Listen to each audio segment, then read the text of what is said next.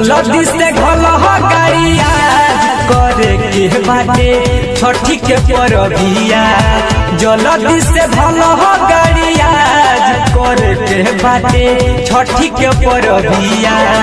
छठी के परबिया हो छठी के परबिया, छठी के परबिया हो छठी के परबिया। मनमा में कलह तू विचार करे के बाटे छठी के परबिया। जल्दी से भल गाड़िया करे के बाटे छठी के परबिया। Patel recording studio Kuchaikot.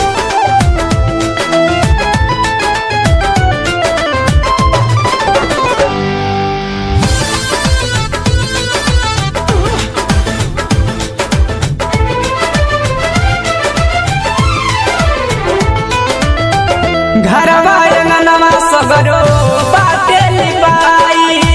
एहो रजनई हर से फोन बाटे आई। सुनो तारो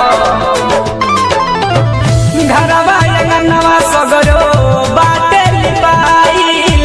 एहो रजनई हर से फोन बाटे आई।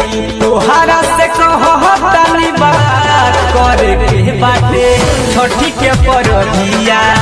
जल्दी से धल गाड़िया करे के बाटे छठी के परबिया।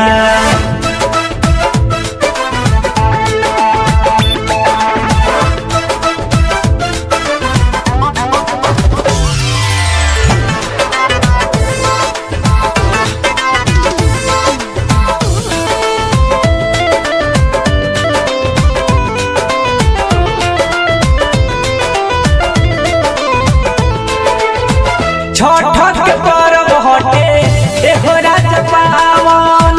हर साल लागेला बहुत सुहावन।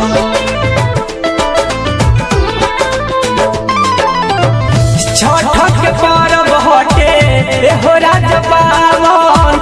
हर साल लागेला हरदम सुहावन। तोहे हे बिजोड़ी दुनु हाथ करे के बा छठी के परबिया। जल्दी से धल गाड़िया करे के बा छठी के परबिया।